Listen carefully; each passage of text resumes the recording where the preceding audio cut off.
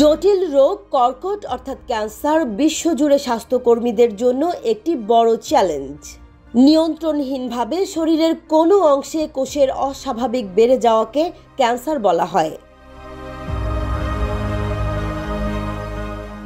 হঠাৎ করেই এই রোগের নতুন এক চেহারা বেরিয়ে এসেছে। এখন ক্যান্সার শুধু বৃদ্ধদেরই নয়, তরুণ এবং নারীদের মাঝেও তীব্রভাবে ছড়িয়ে পড়ছে। কিন্তু এই পরিবর্তন কেমন করে ঘটছে? ক্যান্সারের এই নতুন আক্রমণ কি আমাদের জীবনযাত্রার পরিবর্তনকেই ইঙ্গিত করছে? আমেরিকার ক্যান্সার সোসাইটি একটি প্রতিবেদন প্রকাশ করেছে, যেখানে বলা হয়েছে তরুণ এবং মধ্যবয়সী নারীদের মধ্যে ক্যান্সারের মৃত্যুর হার বাড়ছে। দীর্ঘদিন ধরে ক্যান্সারকে একটি বার্ধক্যজনিত রোগ হিসেবে দেখা হলেও এখন এটি তরুণদের মধ্যে আরও বেশি ছড়াচ্ছে। 50 বছরের কম বয়সী নারীদের মধ্যে স্তন ক্যান্সার, জরায়ু ক্যান্সার সহ বেশ কিছু ক্যান্সারের হার বেড়েছে। এমনকি 30 থেকে 44 বছর বয়সী নারীদের ক্ষেত্রে জরায়ুমুখ ক্যান্সারের নতুন কেসও অনেক বেড়েছে। এমন ঘটনা বিশেষজ্ঞদের মাঝে গভীর শঙ্কা তৈরি করছে। কিন্তু কেন নারীদের ক্ষেত্রে ক্যান্সার বাড়ছে?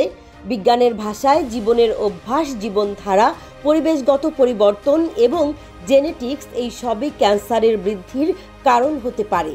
বিশেষ করে যেসব নারী সন্তান ধারণ এবং বুকের দুধ খাওয়াতে দেরি করছেন অথবা একেবারেই সন্তান জন্ম দিতে চাইছেন না, তাদের মধ্যে স্তন ক্যান্সারের হার বেড়েছে। এছাড়া অতিরিক্ত মদ্যপান, স্থূলতা এবং পারিবারিক ইতিহাসও একটি বড় ভূমিকা পালন করছে। এছাড়া যারা বেশি সময় শারীরিকভাবে নিষ্ক্রিয়, তাদের মধ্যে ক্যান্সারের ঝুঁকি বৃদ্ধি পায়। ধূমপান এবং ই-সিগারেট কিভাবে ঝুঁকি বাড়াচ্ছে? ফুসফুসের ক্যান্সার বৃদ্ধির পেছনে একটি গুরুত্বপূর্ণ কারণ হলো ধূমপান। যদিও এটি পুরুষদের মধ্যে দ্রুত হ্রাস পাচ্ছে, নারীদের মধ্যে ধূমপান এবং ই-সিগারেটের ব্যবহার বৃদ্ধি পাচ্ছে। বিশেষ করে ই-সিগারেট এবং ভ্যাপিংয়ের ব্যাপক জনপ্রিয়তা ক্যান্সারের নতুন ঝুঁকি তৈরি করতে পারে। 2025 সালের মধ্যে প্রতিদিন 500 আমেরিকান ক্যান্সারের কারণে মারা যেতে পারে, যার অধিকাংশই ফুসফুস ক্যান্সারের কারণে হবে। অগ্ন্যাশয় ক্যান্সার বর্তমানে নারীদের জন্য একটি বড় চ্যালেঞ্জ হয়ে দাঁড়িয়েছে। এই ক্যান্সারের জন্য চিকিৎসার অগ্রগতি অনেক কম এবং দ্রুত প্রকৃতির কারণে এই ক্যান্সার নির্ণয় করা কঠিন। 5 বছর বেঁচে থাকার হার মাত্র 13%।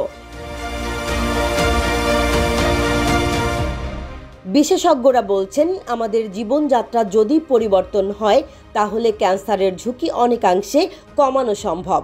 ধূমপান না করা, শরীরের স্বাস্থ্যকর ওজন বজায় রাখা, নিয়মিত শারীরিক কার্যকলাপ, ফলমূল ও শাকসবজি বেশি খাওয়া এবং নিয়মিত ক্যান্সার স্ক্রিনিং, এই সব উপায়গুলো আমরা গ্রহণ করতে পারি। এমনকি নির্দিষ্ট কিছু জীবনধারা এবং আচরণগত পরিবর্তন ক্যান্সারের ঝুঁকি কমাতে সাহায্য করতে পারে।